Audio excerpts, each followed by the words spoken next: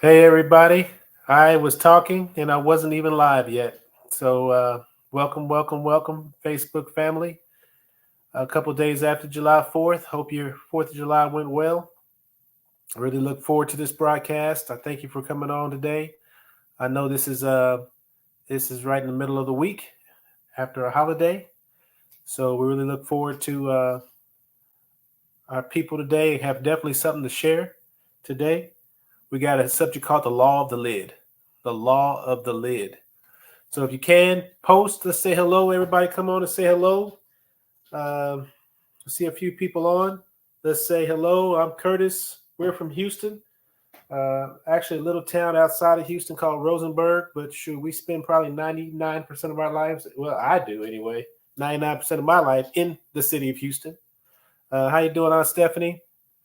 So I definitely consider myself a Houstonian, even though we live in Rosenberg. Now, Shara works from home, so she probably spends probably 95%. Well, we spend about 85% of your time in Rosenberg. So, but hey, so it's good to see you, Ann. It's good to see you. Good to see you, Karen. And we just saw Mother Brenda. Good to see you. Glad to see you guys are on. Today we're talking about the law of the lid. The law of the lid. And of course, we have the jokes. Tamika's here. Just got back off her trip uh, that she enjoyed. I guess I shouldn't say much else, but hey, welcome back. You can Welcome say, back. take me with you next time. Shar said, take her with you next time. Not to that city. No, no. So anyway, not to that city. You can take you to Connecticut or something. You know what I'm saying? Vermont. You know, maybe even We'll tell you we're going to Vermont. Maine. Can I share with them, Tamika, where you went? Let me know. Can I share it? She can share herself if she wants to.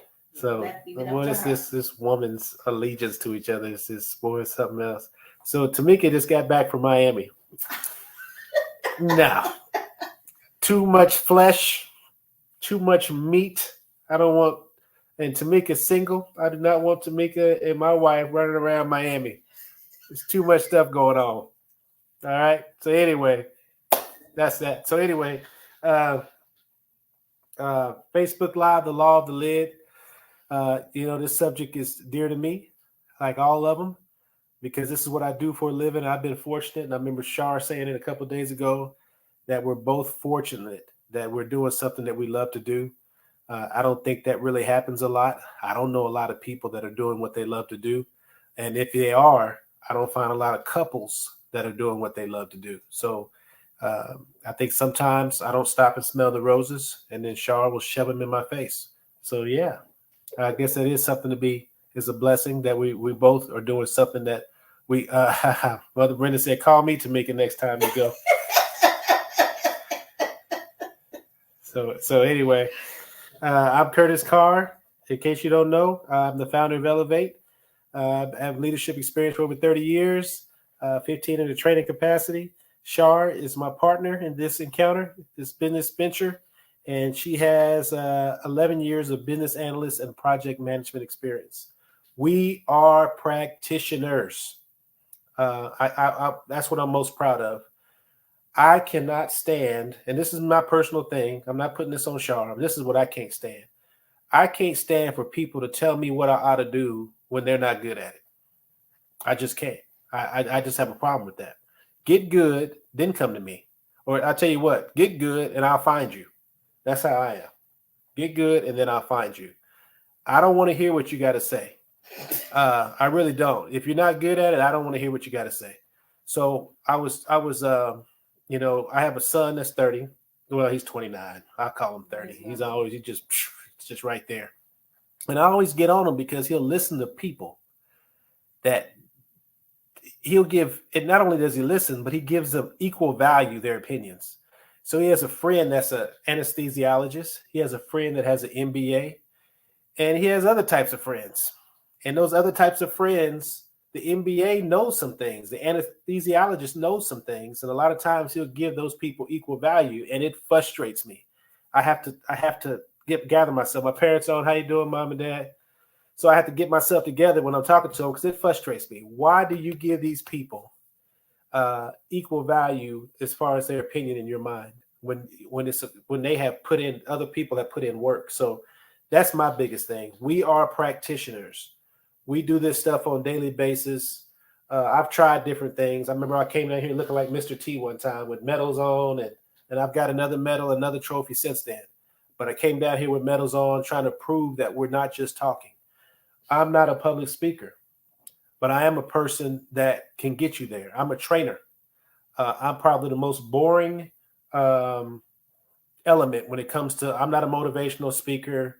I'm not a guy that's going to turn flips and have special lighting all around.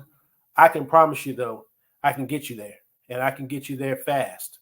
So what we try to do is try to give you pertinent information on these 30-minute broadcasts that'll let you know that we're able to get you there. I think you said if you're looking for someone, you find them. Yeah, yeah. If they are expert, then you go find them. Yeah, right? yeah. If they're good, I'll go find them. But I can tell you, it's funny because even in the field that I'm in, I have people come to me and try to tell me what I'm supposed to do, and they don't have any experience.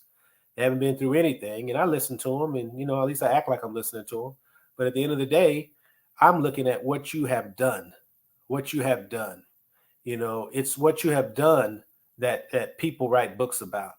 It's what you have done that people write movies about. It's not about, what you think somebody should do. I've never seen a movie about what somebody thinks they ought to do. So anyway, that's me on the soapbox. The jokes. I know people are clamoring, waiting. They're like, be quiet, Curtis, get to the jokes. All right. The jokes. Number one. What do you call a lazy doctor? What do you call a lazy doctor? Shar shrugs her shoulder. Dr. Doolittle. Dr. Doolittle. That's what you call a lazy doctor. We're coming out rolling. She laughed on that one. She was trying to hold it back. She don't want to laugh. I think she tries to psych herself out over there. I don't know what that's about. Number two. What happens when you hit Dwayne Johnson's butt? She laughed before I even got a chance. Ooh, she liked that Dwayne Johnson. She look at her. Look, she's cracking up over there. She's thinking Miami already. All right. What happens when you hit Dwayne Johnson's butt? You get knocked out. You hit rock bottom. You get it? You hit rock bottom. Mm-hmm. You laughed before that won't even. Ooh, you told yourself. All right. Number three. And remember, the third one's always the best one. At least I think it's the best one. Why couldn't the toilet paper cross the road? Why couldn't the toilet paper? And we just had a major plumbing. So this was like, I just got this because I was thinking about that. But we had a major plumbing deal at the house. It's terrible. Just terrible. Anyway, why couldn't the toilet paper cross the road? Shar? Because they didn't want to get rolled over. Because it got stuck in the cracks.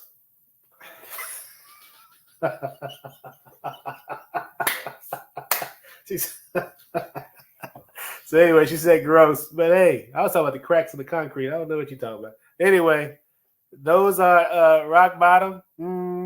Dr. Goodwin. Let's see. Dwayne Johnson or Dwayne Johnson. Let's see. And got it. She said you hit the rock. Too much information. She said, I just got home. I don't need to hear all that. Sandy said, oh, that is gross. It matters what you visualize. I was talking about the cracks in the road. So anyway, so those are the jokes for today. And today we're going to talk about the law of the lid. And the law of the lid basically is saying that leadership ability determines a person's level of effectiveness. Leadership ability determines a person's level of effectiveness. Now, this is from one of my favorite authors. I might as well say my favorite author, John Maxwell. I was telling somebody who was my favorite author, and boy, they tore him down. It hurt my feelings. Like I knew the guy, but they tore him down. But I like him. I liked him a lot. And I'm going to tell you the story real quick since we got a little time. So I don't even know how much of this I can really share. I all we're good. My mom said they were all good jokes. So it doesn't matter what you say, Shar. My mama said that all the jokes were good. So anyway, uh, so I want to share the story, and and my father can get on me later on about this. So anyway, when I was coming up, my father gave his life to Christ, and he took me to a Promise Keepers conference. I was young. I want to say about 23, 24 years old, and these Promise Keeper conferences were like Christian gatherings in like major stadiums.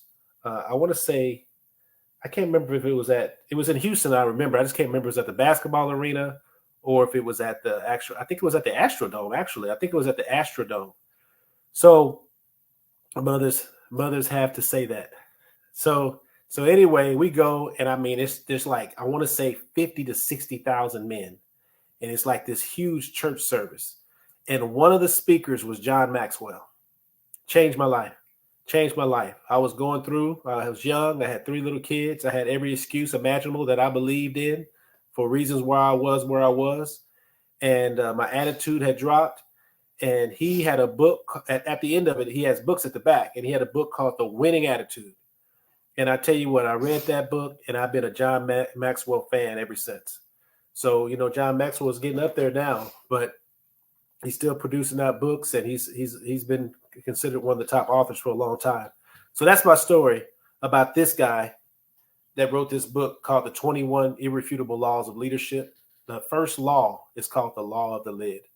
So what I want to do is basically just kind of define the law, and then I wanted you to hear this video. And this is and you got to think about this law as the video is playing. If you think about this law, it'll make sense. If you don't, then it won't make sense. But basically, leadership ability is the lid that determines a person's level of effectiveness. The lower an individual ability, the lower an individual's ability to lead, the lower the lid on his potential. The higher the leadership, the greater the effectiveness. And it gives an example like, hey, if your leadership rate's an 8, then your overall effectiveness will never be greater than a 7. If your leadership is only at a 4, then your overall effectiveness will only be a 3. So it's just basically saying that there's a lid on you, and it's based on your leadership. And if you want to be more effective, then you need to push that lid up. And this video is about a guy telling people if they want to win, what they must do to push that lid up. And what I love about this kind of stuff is because it really deals with the will and the emotions. So this little video, it's only 6 minutes and 15 seconds. So bear with me. I hope you like it. It's very good. Some of you guys probably already seen it already. Here we go. Thank you. Well, thank you, President Powers, Provost Fenves, deans, members of the faculty, family and friends, and most importantly, the class of 2014. It is indeed an honor for me to be here tonight. It's been almost 37 years to the day that I graduated from UT. I remember a lot of things about that day. I remember I had a throbbing headache from a party the night before.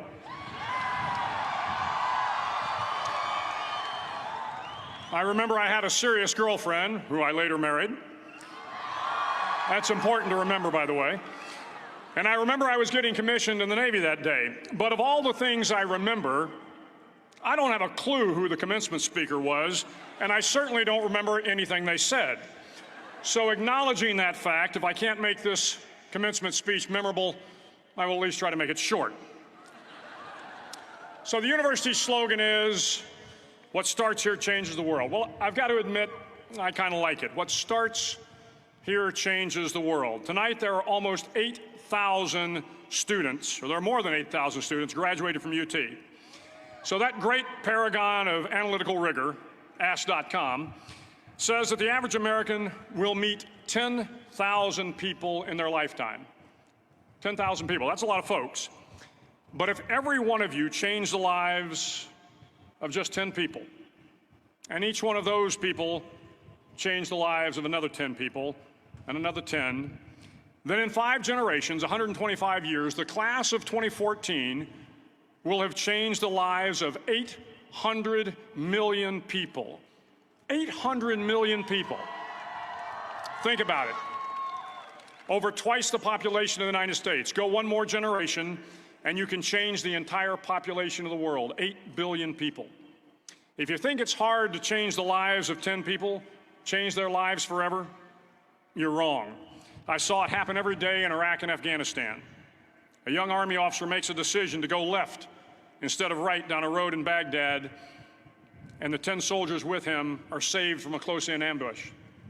In Kandahar province, Afghanistan, a non-commissioned officer from the female engagement team senses that something isn't right and directs the infantry platoon away from a 500-pound IED, saving the lives of a dozen soldiers.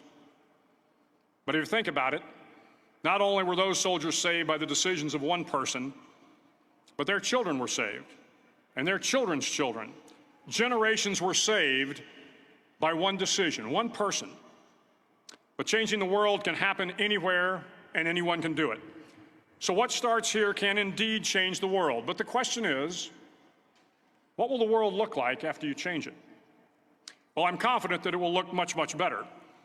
But if you'll humor this old sailor for just a moment, I have a few suggestions that may help you on your way to a better world. And while these lessons were learned during my time in the military, I can assure you that it matters not whether you ever served a day in uniform. It matters not your gender, your ethnic or religious background, your orientation, or your social status. Our struggles in this world are similar, and the lessons to overcome those struggles and to move forward, changing ourselves and changing the world around us, will apply equally to all. I've been a Navy SEAL for 36 years, but it all began when I left UT for basic SEAL training in Coronado, California. Basic SEAL training is 6 months of long, torturous runs in the soft sand, midnight swims in the cold water off San Diego, obstacle courses, unending calisthenics, days without sleep, and always being cold, wet, and miserable. It is 6 months of being constantly harassed by professionally trained warriors who seek to find the weak of mind and body and eliminate them from ever becoming a Navy SEAL. But the training also seeks to find those students who can lead in an environment of constant stress, chaos, failure, and hardships. To me, basic SEAL training was a lifetime of challenges crammed into 6 months. So here are the 10 lessons I learned from basic SEAL training that hopefully will be of value to you as you move forward in life. Every morning in SEAL training, my instructors, who at the time were all Vietnam veterans, would show up in my barracks room, and the first thing they'd do was inspect my bed. If you did it right, the corners would be square, the covers would be pulled tight, the pillow centered just under the headboard, and the extra blanket folded neatly at the foot of the rack. It was a simple task, mundane at best, but every morning we were required to make our bed to perfection. It seemed a little ridiculous at the time, particularly in light of the fact that we were aspiring to be real warriors, tough, battle-hardened SEALs.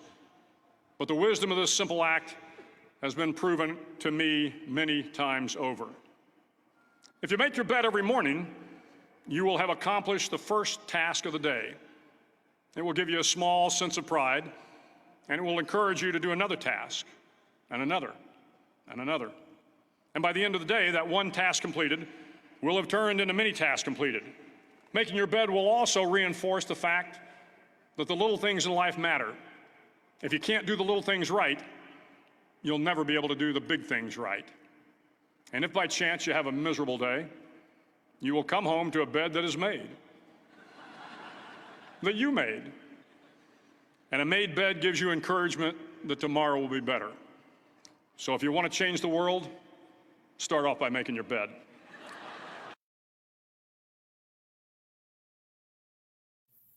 So I love this. I know Char's heard me talk about this before. You remember this, Char? Mm-hmm. So this guy writes a book. He's, he was the chancellor at UT. I think he moved on, but he writes a book that says, if you want to change the world, make your bed. And it's basically, he just wrote it because that speech took off. You guys with us? Somebody chime in. I see Aunt Stephanie with us. Tamika's with us. I get nervous when I play videos because I'm like I can see people running around, grabbing something to eat and get something to drink, go outside, talk to the neighbors. So, but anyway, at the end of the day, you have to wonder what's so powerful about making a bed. So you have these people that you're training to go to war, and you want them to be uh, very good at what they do. But the thing that you require them to do every day is make your bed. So and make it to perfection. So we see it when people learn football. We see it in basketball, other sports. There's little things that don't seem like they have to do anything to do with what you're doing that really make an impact on you being effective in the main area that you're working on. So I would like to ask you guys. Ann said discipline, self-respect. Definitely. Making your bed is the first task of the day. Definitely agree. My mom required us to make our bed daily, and I hated it. However, it's a task I do daily. So this one here, it's I love this because another reason I love this is because what's so powerful about that is the consistency of it. Because there's a power in consistency. Yet, as a parent, I know I didn't focus on a lot of things that would really help in the area of consistency. So when a person has to do something consistently, it produces a fruit and a strength that's second to none. So then that person goes into the world and they have these challenges and these other challenges. And they've learned how to do something consistent. That means when things were bad, they did it. When things were good, they did it. When things were frustrating, they did it. When they got an argument with you, they did it. They learned how to have emotional intelligence and discipline emotionally and still get things done, right? So to me, that's the power behind it. And I think that's the power that is ignored. You have to give somebody something that they're consistently responsible for if you expect them to be able to fight big battles later on. Now, if you don't care if they win in those battles, then don't give them anything. But if you want them to win those battles, you got to give them little stuff now, and then after a while, life will kick in, but they'll understand the importance of consistency. So I would like to ask you, it says back to the law of the lid. So there's a lid, right, that everybody has on them. And I would first like to say, do you believe that you know what your leadership cap is? Do you believe there's a way to figure out what your leadership cap is? And I'm not just talking about ability to lead other people. I'm talking about leading you. You had dreams, you have goals, you have things you want in life. You're the leader of yourself. So how do you believe that there is a leadership cap? Do you believe that you can know what that cap is? How do you determine what that cap is? Anything? Any comments? Shar is usually the queen of comments over here. No comments? Do you believe you can determine where you are in a way? Or is it just this is just vague concept that's out there that's real vague and it's blurry and nobody can ever know, nobody can ever figure it out? I believe there is a way to figure it out. And I believe it's real simple. Look around you. What have you produced? That's what it comes down to. What have you produced? But not only what have you produced compared to what you were hoping to produce? To me, that's how you can tell. So if you had this mega dream and you only completed 10% of it, you know where your cap is right now. That doesn't mean that you can't push that lid up and start accomplishing again. But wherever you are right now is determining your cap. So, and I would love to share this, and I always say stuff, and because of what I do for a living. But one of the things I always say, when I say do it for a living, I'm always working with people, and one of the things I hear people say all the time when they don't reach a goal is they blame them. They did this, or they didn't do this, or people are this way or that way or whatever. And every once in a while, I'll come across the opposite of what somebody just said. You'll see somebody or read about somebody that accomplished something that person said couldn't be accomplished. So my mantra is never say them. I just don't believe in saying them. Whenever you say them, it's really you up against your lid. That's what it is. So what I try to do is make sure that I'm always pushing that lid forward, pushing it up, I should say, pushing that lid up. So what are some of the enemies when you're trying to push that lid up? Anybody? What are some of the enemies you face when you're trying to push that lid up?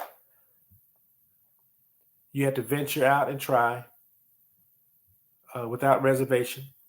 Thank you, Ann. Stephanie said consistency is a key to success. We got 3 minutes. What are some of the enemies of you trying to push that lid up? Mindset, self-doubt. I do not believe there's a cap if you are constantly making change and progress step by step.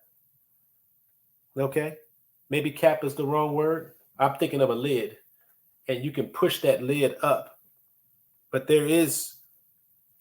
your ability is limited until you are exposed, until you start practicing, until you choose to do other things, and then the abilities increase, and then that cap moves up, or that lid moves up. You start pushing that lid further up. That's what I'm trying to say. So I think the biggest thing that I've seen, and I've probably worked with, I know I've worked with thousands of people. I've worked with thousands of people. I would say a negativity halts positivity, right? I believe in that. But I believe the biggest thing, and this is just me talking, is we're not honest with ourselves. We're just not. We do not look in the mirror and tell ourselves the truth because it's too painful. It's too painful to say that I failed, or I'm not good, or I could have did this different, or whatever. It's just so painful. It's better to make an excuse. So to me, the biggest obstacle that I see that as humans we have to overcome is the ability to be honest with ourselves instead of hiding in a TV set or hiding in a video game or hiding in something else. What's that? Or sleeping all day. Whatever it is that we're hiding in, you're not looking at yourself. So the key is to be honest with yourself. To me, that's the first step. Now it's 7:28. I want to tell this short story. This is one of those kind of episodes. Recognizing weakness is a strength, definitely. Mother Brenda said determination. One of the other things is enemies to me is logic. If you try to be logical all the time, you're not going to win big. You're just not. I mean, I thought about playing a video about Elon Musk. There's nothing logical about Elon Musk, except that he's just super determined. Even his determination is not really logical. It goes to extremes. And I'm not getting into his politics or anything like that. All I'm saying is that your logic can be a lid, and I will tell this short story. We got 1 minute. So basically every year I was a corporate director. My job, I had one store, which was a high volume store, and I oversaw a second store. Eventually I was given responsibility over the whole division. Now, I was not the AVP at the time, but what they do is they'll have a lead corporate director. So I was a lead corporate director, and that lead corporate director, it's 7:30. Give me a second to finish this. I was a lead corporate director, and at the end of the year, we're supposed to say how much we're going to increase our yearly sales, and that will be our commitment. Now, we're held accountable to our commitment. If some of y'all got to go, I get it. I don't want to put no pressure on anybody. I need about 3 minutes though. So we get to tell the team, and we all sit up there. It's like 4 or 5 corporate directors. Each corporate director has 2 stores. The AVPs in the room, and all of us have to say, okay, I'm going to increase sales by 50,000. I'm going to increase sales by 100,000. I'm going to increase sales by 75,000. So I'm the lead. So they come to me first, right? So you know how human nature is. So if I say 100, then the guy with the lowest group of stores, he's probably going to say 35,000. We get paid as corporate directors by the average of the team. So if the team's average is low, we get paid less. Our salary, it changes every single quarter. They look at the past quarter, they look at this table, and then we get a salary. So what I did was I said that we're going to do 100,000 every single month. And how this ties into logic is that we only hit 100,000 twice the year before. There was nothing logical for me to look at to say, hey, we're going to go for 100,000 every single month. We had actually we had 13 periods, and that means 1.3 million. So it's nothing logical about me picking that number. But I know my store. I know my business. I know the flaws we had that year. I know what we went through. I knew that we were shorthanded. I know there was days where we were extremely shorthanded. I knew the phone calls that was ringing off the hook and we couldn't always get to it. And I also knew the number I picked, they're going to drop their number.